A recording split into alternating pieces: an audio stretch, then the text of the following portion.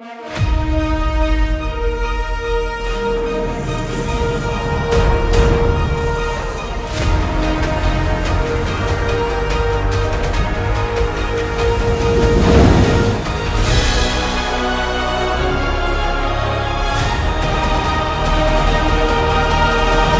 les Utopiens, je suis de retour à Universal, mais alors pas n'importe quel Universal, mon premier Universal en dehors des Universal américains. Super content d'être ici à Universal Japan, qui est le premier né des parcs Universal en dehors des continents américains. Un grand succès, comme les parcs Disney d'ailleurs, puisque ce parc est dans le classement très fermé des 10 parcs les plus visités du monde. Universal Japan, ça a ouvert au début des années 2000. Et à la base, ce parc a misé sur des licences emblématiques des parcs Universal déjà utilisées dans les autres parcs. Ce qu'il faut bien comprendre sur Universal Japan, un peu d'ailleurs comme à Tokyo Disneyland, c'est que c'est un tel succès que désormais, le parc prend un peu ses distances avec les parcs californiens et floridiens en misant de plus en plus sur des licences qui fonctionnent mieux sur le public japonais.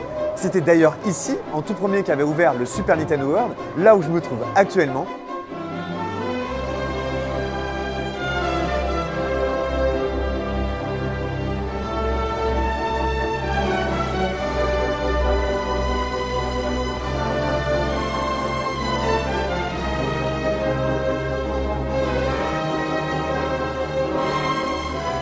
Alors, ce qui est très frappant à l'entrée de ce Universal Japan, le Hollywood Boulevard est couvert, un peu comme le World Bazaar de Tokyo Disneyland.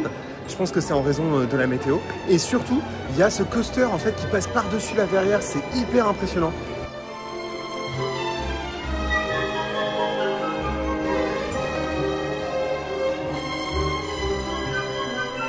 Vous voyez le Hollywood Drill qui est juste devant nous, donc le coaster qui est situé à l'entrée du parc, et ben, il peut se faire en avant mais aussi en arrière. J'étais choqué de voir qu'un des trains a une position inversée et que donc la première chute et tout le reste du parcours est en arrière.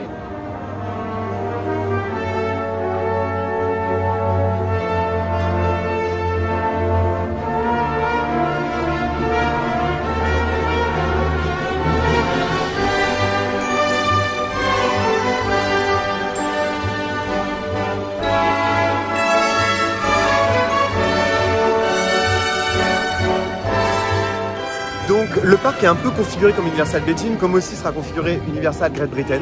C'est-à-dire qu'il y a un lac autour duquel s'articulent les univers et on circule autour du lac. Donc là vous voyez, il y a ce lac en plein cœur du parc. En face c'est l'entrée du parc avec le coaster Hollywood. Et sur la gauche ici c'est la zone Dents de la Mer, une attraction d'origine du parc. Là je viens de tomber sur Hello Kitty. Et petit à petit le parc effectivement va sur des licences qui plaisent beaucoup plus au public japonais. Et on va commencer par une de mes zones et de mes attractions préférées des parcs Universal, River Adventure, direction le land Jurassic Park.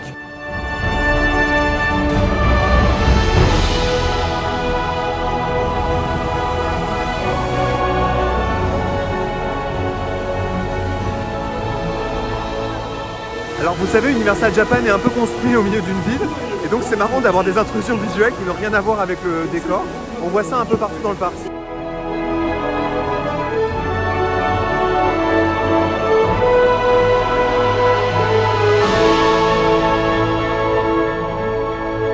Jurassic Park, un peu comme Harry Potter, c'est la licence qui peut me faire venir dans les parcs Universal. Rob, tu sais que là on va dans une de mes attractions préférées. Rafi, c'est que moi le monde des dinosaures, j'adore ça. Tu sais, c'est une attraction culte dans sa version d'origine, et comme c'est une attraction qui a ouvert au début des années 2000, elle est mieux finie, enfin les audio animatroniques sont de meilleure qualité, le parcours est mieux pensé. Tu sais à quoi t'attendre ou... Elle est en Floride ou pas celle-là? Elle est en Floride, oui. On voit des vidéos avec les immenses dinosaures et tout, donc je pense que c'est ça, mais après par contre je connais pas du tout. J'ai juste l'image du gros dinosaure. Je peux te dire un truc, que Spielberg, le créateur de Jurassic Park, il fait l'attraction, mais il demande à ce qu'elle soit interrompue au moment de la grande chute, pour descendre avant. Ah ouais, à ce moment-là? Ouais. Un gros classique les amis, un gros classique, mais la meilleure version, celle de Hollywood, je suis sûr et certain, qui est rethématisée sur Jurassic World.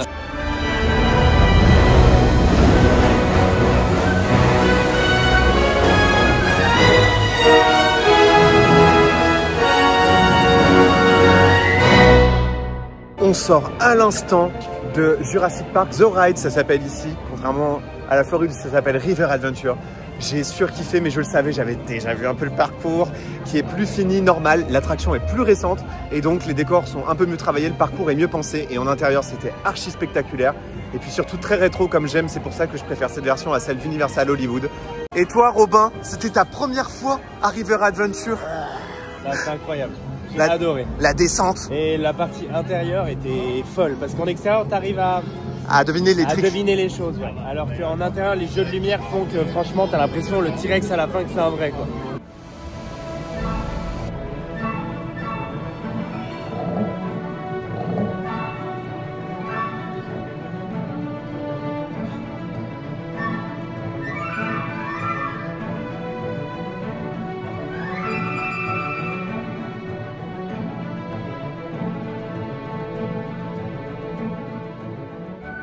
Petite particularité de la zone Jurassic Park, elle est entourée d'un coaster, d'un flying coaster en fait, qui est vraiment en plein milieu du land et qui passe au-dessus de la porte, qui passe à proximité de l'entrée de l'attraction de River Adventure.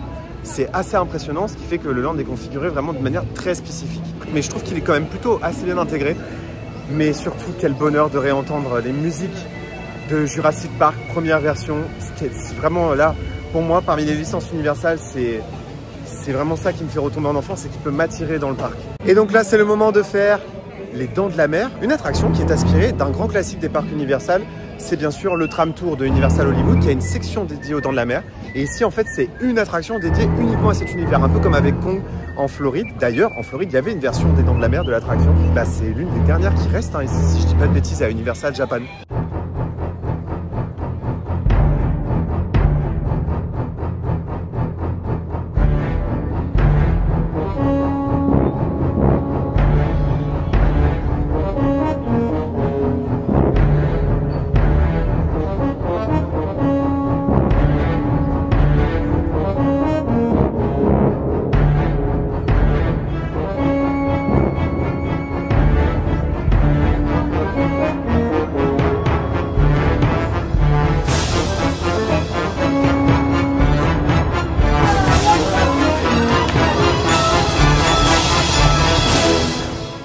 On sort à l'instant des Dents de la Mer. J'ai trouvé ça génialissime. Donc il y a un skipper qui a un audio avec nous, donc qui nous parle, qui nous raconte des choses en japonais. Mais on comprend assez bien l'histoire, hein. L'histoire est simple, on se fait attaquer par un requin alors qu'on est nous-mêmes sur l'eau. J'ai trouvé ça génial. Surtout que la skipper, elle tire à la carabine sur le requin et c'est pas juste le requin qui nous attaque, c'est genre vraiment un duel entre la skipper et le requin, quoi. Il y a du sang, elle lui tire dessus, il y a du feu. Et en fait, il réutilise la scène emblématique du tram tour, mais à l'infini. Et franchement, j'ai trouvé ça hyper rythmé, hyper fun. Elle était comme ça avec son pouce. Le requin, il passe, il disparaît et il ressort de l'autre côté du bateau. Et alors ça, franchement, bravo. Et à la fin, il finit complètement carbonisé. C'était un barbecue. J'adore parce que quand il est mort, elle lui remet un coup de carabine. Elle lui remet, elle arrête pas. Les Dents de la Mer. Ah bah, j'en ai perdu mes dents. Mais je suis pas contre vous, mais ça m'appelle. Harry Potter.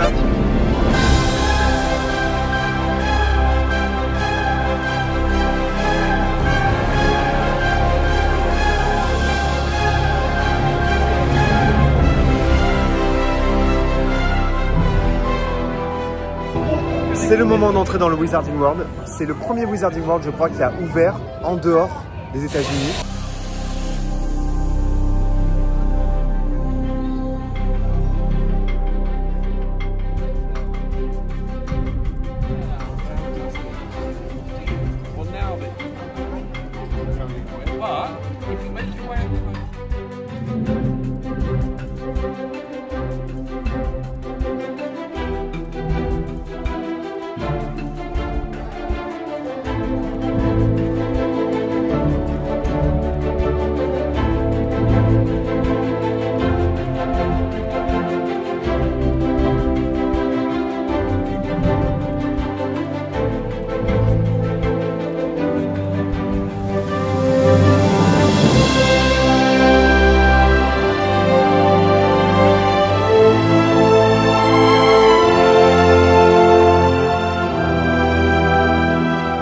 Le monde d'Harry Potter, ici vous savez c'est uniquement préolard et l'attraction. Il y a néanmoins quelques petites différences, à commencer par effectivement ce point photo que Rafi vient de nous décrire et qui vient de m'expliquer. C'est là où dans l'épisode 4 notamment vous avez le tournoi des 4 sorciers, on va voir les sirènes.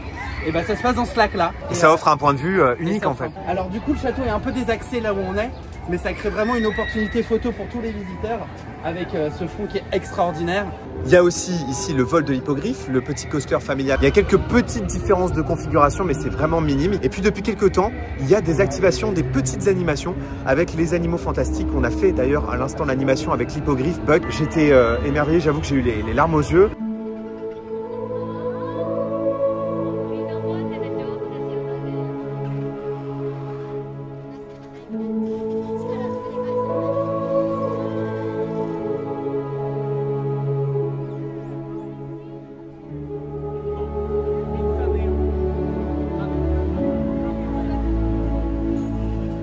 C'est vrai que les animaux fantastiques ici, dans le land, rajoutent un truc qu'il n'y a clairement pas dans les autres lands qui sont beaucoup moins animés. Et l'expérience des animaux fantastiques pour moi est une super trouvaille. Oui. Donc on a vu Buck l'hippogriffe, on a vu un bébé dragon et on a vu le nifleur de Norbert. Contrairement aux États-Unis, ici ils prennent vie. Ils ont été introduits ici à Osaka. C'est magique.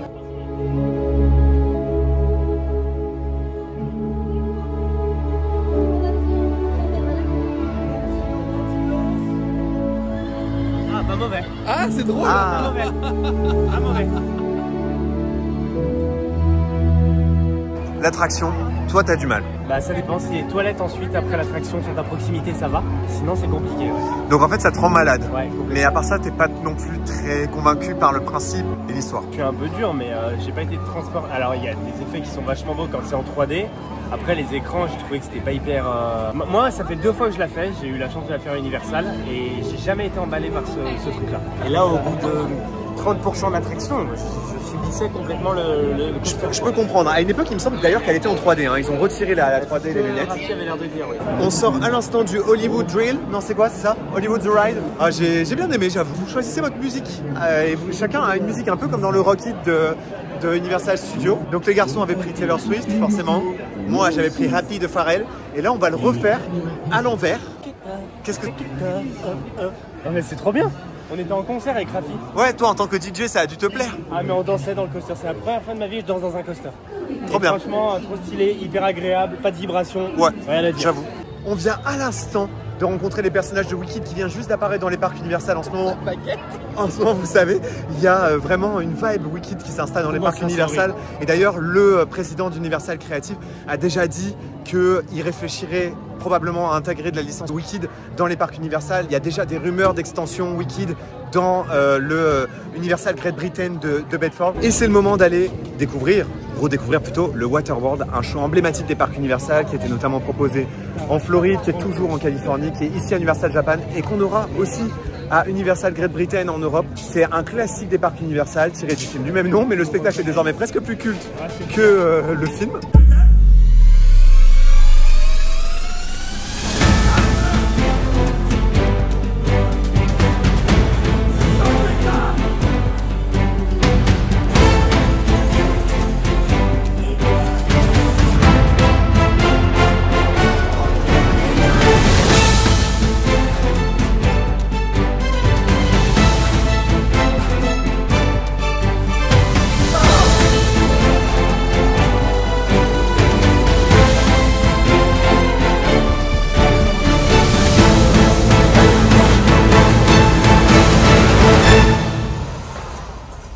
Vraiment, le Waterworld, j'ai adoré, mais j'ai l'impression de plus de grandiose ici qu'à Hollywood. Rafi pense qu'il est peut-être plus abouti ici. C'est le même spectacle, c'est la même storyline. Des méchants contre des gentils, on arrive vite à les identifier. Mais ici, ce qui m'a impressionné, c'est l'entretien et la machinerie que même à Beijing, donc le parc est tout neuf, hein, j'ai visité le parc a ouvert il y a 2 ans. Je suis pas sûr qu'il y ait autant d'effets, alors que là, c'était... Mais globalement, même dans le parc, il se passe des choses en termes de maintenance qui sont extraordinaires. Le land mignon, vous savez, c'est un land qui va y avoir à Universal Great Britain. Et ici, je le trouve particulièrement réussi, fun et décalé. Et alors, encore plus depuis qu'il fête Pâques. Parce que là, en ce moment, il fête Pâques et ils ont twisté du coup l'univers des mignons juste dans cette zone. Et donc, vous avez les mignons déguisés en lapin ou en poussin. Je trouve ça absolument génial. Et il y a aussi des stands pour faire des petits jeux de fête foraine sur l'univers de Pâques. Quand vous êtes dans le land des mignons, vraiment, observez toujours les clins d'œil, notamment l'humour qu'il y a sur les façades, les vitrines, dans la signalétique. C'est à mourir de rire.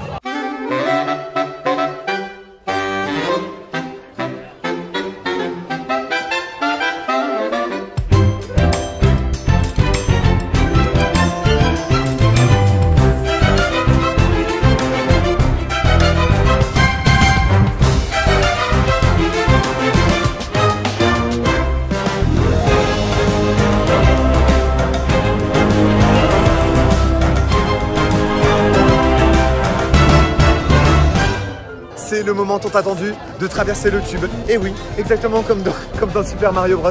Je suis trop content. Là vraiment, c'est le dernier grand land qui me manquait à découvrir avec Fantasy Springs bien sûr. C'est le moment de découvrir le Super Nintendo World. Je sais qu'il est bourré de défauts et tout, mais moi j'adore l'univers de Nintendo. Donc là, je suis un peu euphorique et je viens d'entrer dans le tube. Je suis mais sur une autre planète. En plus, on découvre une version complète du land puisque le Donkey Kong Land est ouvert.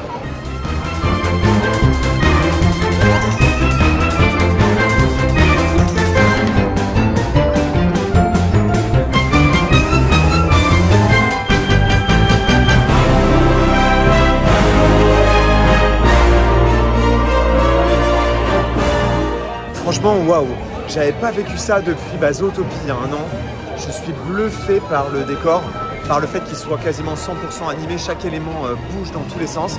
Alors par contre, il est blindé de monde. On m'avait dit que le land était tout petit. Il n'est pas très grand, mais il est beaucoup plus grand que des lands comme Zootopie ou même la Reine des Neiges. Les décors sont plus hauts aussi. Je dirais qu'il est un peu enclavé, mais pas tellement. Ce qui le rend un peu impraticable, c'est le monde qu'il y a. Mais c'est lié à son immense succès.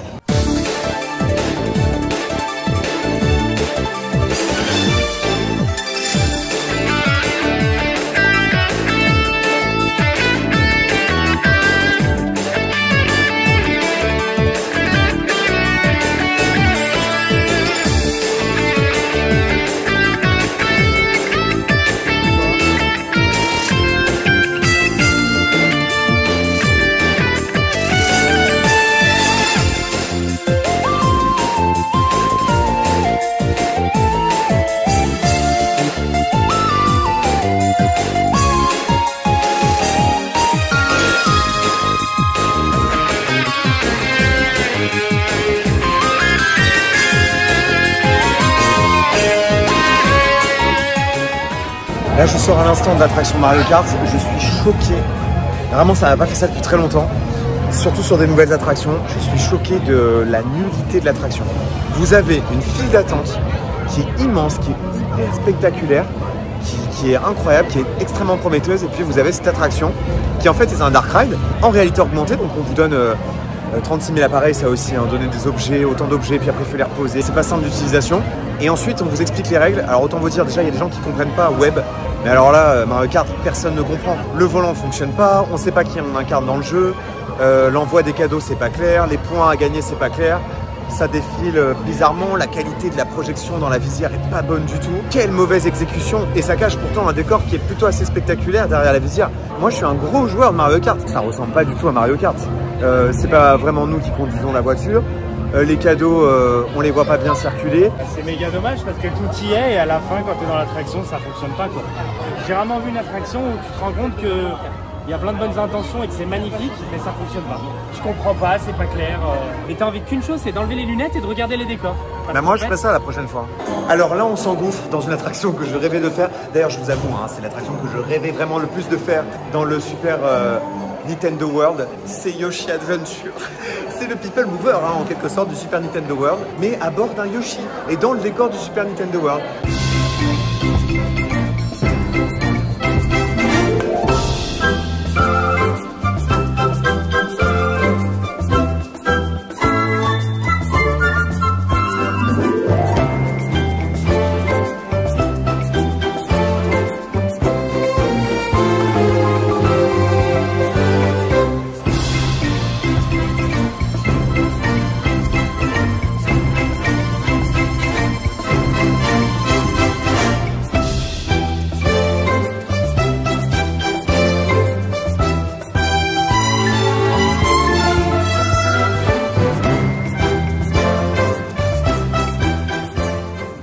C'est le moment d'entrer dans la file de Minecart Madness, l'attraction principale du land Donkey Kong.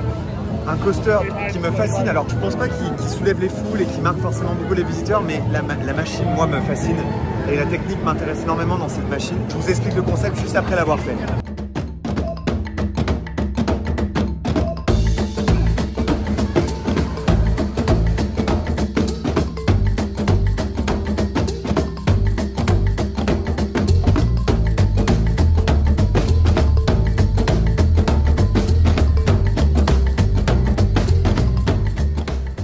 À l'instant de l'attraction du land Donkey Kong. Et alors je sais pas trop quoi en penser encore pour le moment. J'ai passé un moment super fun. Je je pense quand même que l'attraction est plus marrante et à la fois plus innovante que Mario Kart. Le fait que donc ce bras soit perpendiculaire au faux rail de l'attraction, c'est quand même fou. L'effet est dévoilé dès le départ en fait. Dès que vous vous baladez dans le land et surtout dès le premier lift, ce qui du coup gâche un peu le twist. Mais j'ai trouvé ça très drôle, plus sensationnel que ce que je pensais. Enfin, ça reste quand même bien sûr très familial.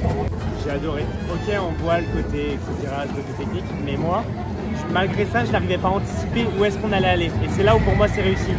Donc à partir de là, c'est validé.